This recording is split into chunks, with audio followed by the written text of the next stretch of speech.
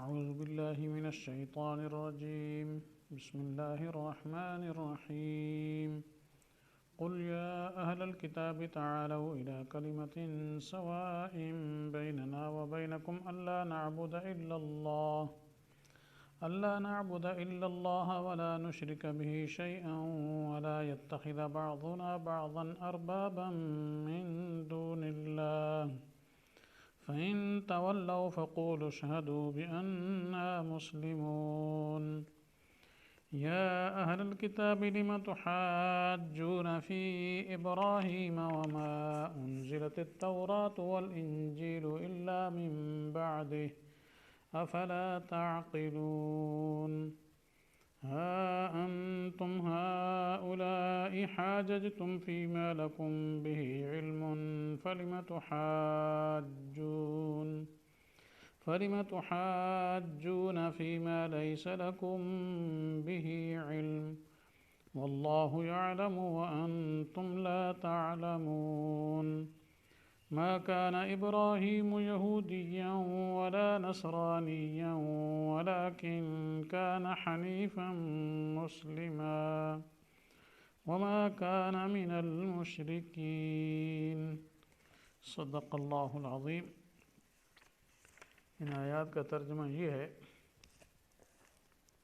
تو کہے اے اہل کتاب، آؤ ایک بات کی طرف جو برابر ہے ہم میں اور تم میں، کہ بندگی نہ کریں ہم مگر اللہ کی، اور شریک نہ ٹھہراویں اس کا کسی کو، اور نہ بناوے کوئی کسی کو رب سوائے اللہ کے۔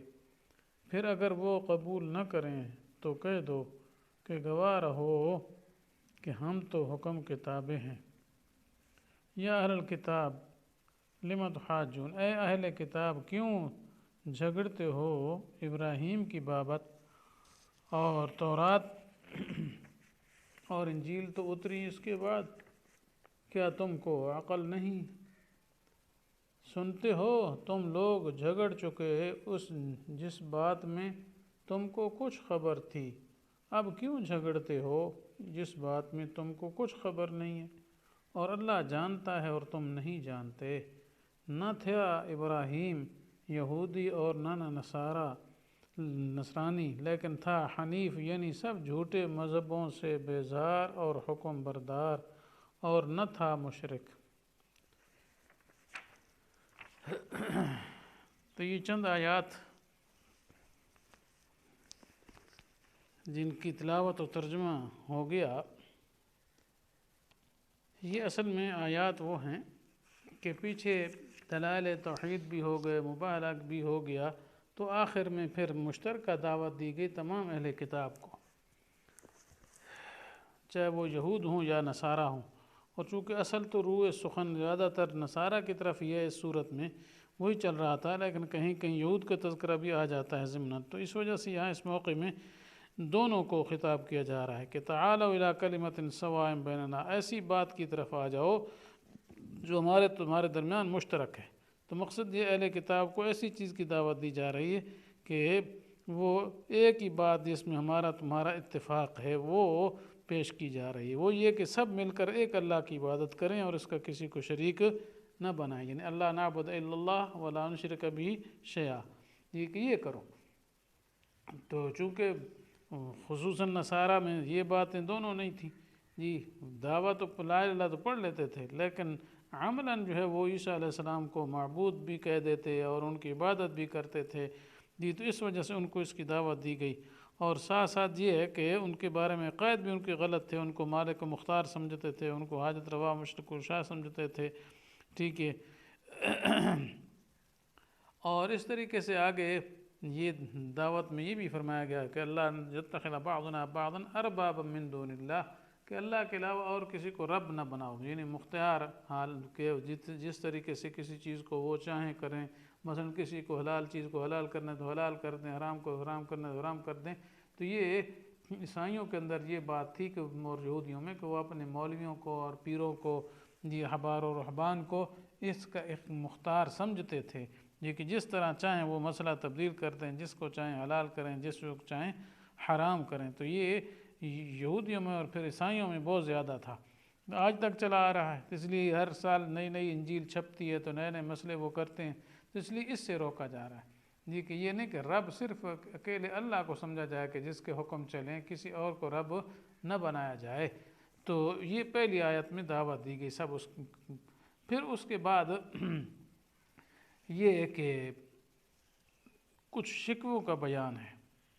یہودیوں نے، اہل کتاب نے مختلف طریقے سے دین اسلام کو ختم کرنے کے لیے جو حرکتیں کیں، تو ان کی حرکتوں کو بیان کیا جا رہا ہے شکووں کے رنگ میں۔ تو اس میں پہلا شکوہ یہ ہے کہ اصل میں جب مسلمانوں نے دین حق کے عالم کو بلند کیا، دلائل سے واضح کیا، تو یہود و نصارہ کو بڑی تکلیف ہوئی، تو انہوں نے اسلام کے خلاف پروپیگنڈا کیا۔ چونکہ مسلمان یہ کہتے ہیں کہ ہمارا دین ملت ابراہیمی ہے، تو انہوں نے یہ کوشش کی، یہ پروپیگنڈا کیا کہ کسی طریقے سے یہ ثابت کیا جائے کہ مسلمان جو ہے وہ ابراہیم علیہ السلام کی ملت پر نہیں ہیں، ابراہیمی وہ نہیں ہیں جی۔ تو ہر ایک نے پھر اپنی جگہ پروپیگنڈا کیا کہ ہم ہیں دین ابراہیمی پر۔ یہود کہنے لگے ہم ابراہیمی ہیں، نصارہ کہنے لگے ہم ابراہیمی ہیں، تو سب نے یعنی اپنی اپنی جگہ دعویٰ کیا۔ اور مشرکین مکہ تو پہلے ہی کہتے تھے ہم ابراہیم علیہ السلام کے دین کو ماننے والے ہیں، تو یہ نرے دعوے ہی دعوے تھے۔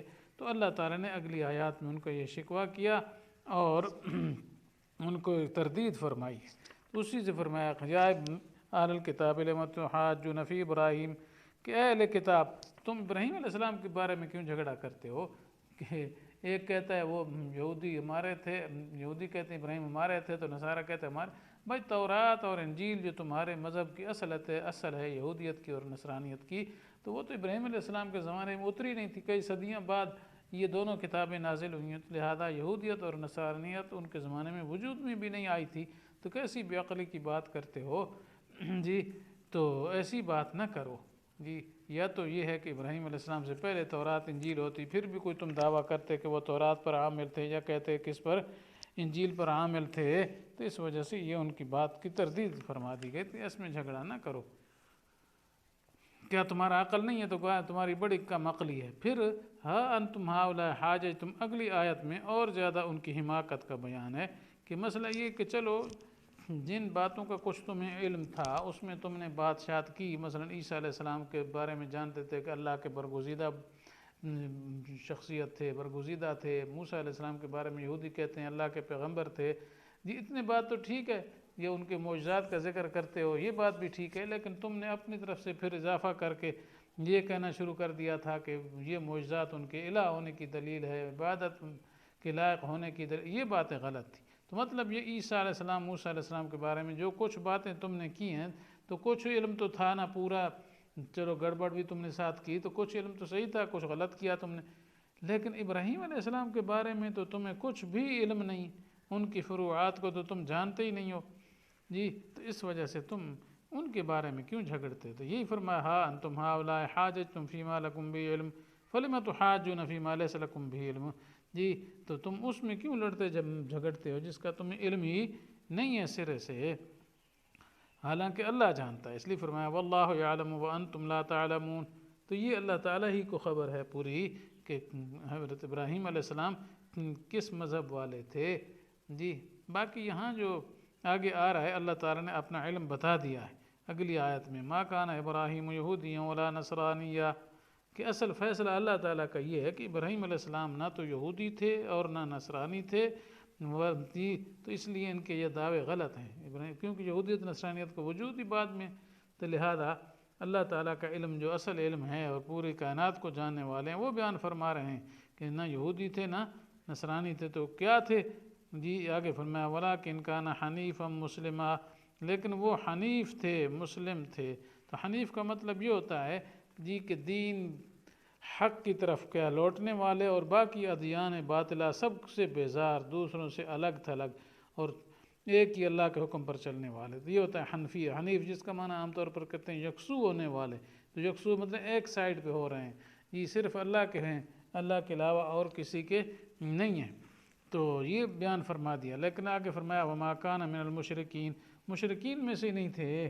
تو اگر مطلب یہ ہے کہ مشرکین کا لفظ عام ہو، یہود و نصارہ کو بھی شامل ہے، کیونکہ یہ بھی تو شرک کرتے تھے، تو پھر اس صورت میں اس سے نفی ہے، یعنی تمہارے اندر تو شرک آ چکا ہے، تم گڑبڑ کر چکے ہو، یہودیت نصرانیت اصل جو تھی وہ چھوڑ چکے ہو، تو وہ تو مشرک نہیں تھے، لہذا تمہارے اس مذہب پر نہیں تھے۔ تو اس وجہ سے بعض علماء یہی کہتے ہیں کہ اصل دین جو ہے وہ تو دین کے اسلام ہے جی، جو اصل یہودیت تھی اس پر بھی اطلاق ہوتا تھا، نصرانیت پر بھی ہوتا تھا، لیکن یہ جو انہوں نے اپنی طرف سے بنا کر انجیل اور تورات میں گڑبڑ کر ڈالی، اصل حکم ہی نکال دیا اور مسئلہ توحید کو بگاڑ دیا، یا آپ صلی اللہ علیہ وسلم کی باتیں جو ہیں وہ چھپایا کرتے تھے، تو اس کی نفی کی جا رہی۔ باقی ابراہیم علیہ السلام کا اصل دین تو وہ تو سب انبیاء کا ایک ہی دین ہے، دین توحید، جیسے حدیث میں آتا ہے امہاتنا شتیٰ و دیننا واحد، تو وہ تو ایک ہی ہے، لیکن موجودہ جو تمہاری نصرانیت یہودیت ہے وہ نہیں تھا، اور مشرک بھی وہ نہیں تھے، تم تو شرک کرتے ہو۔ یا یہ ہے کہ وما کان من المشرکین سے دوسرے مشرکین عرب کے دعویٰ کی تردید ہے، جو یہ کہتے تھے کہ ہم ابراہیمی ہیں، ابراہیم علیہ السلام ہمارے مذہب پر تھے، جو یہ کہتے ہیں۔ تو بہرحال ابراہیم علیہ السلام کے بارے میں اللہ تعالیٰ نے جو بتایا وہ صحیح ہے کہ وہ نہ یہودی تھے، نہ نصرانی تھے، اور نہ مشرک تھے، بلکہ کیا تھے؟ حنیف و مسلم تھے۔ اب اس کے بعد ان اول الناس سے پھر انشاءاللہ ابراہیم علیہ السلام کے بارے میں مزید کچھ باتیں جی وہ رہ گئیں، وہ انشاءاللہ اگلے درس میں ہوں گی۔ وآخر دعوانا ان الحمد للہ رب العالمین۔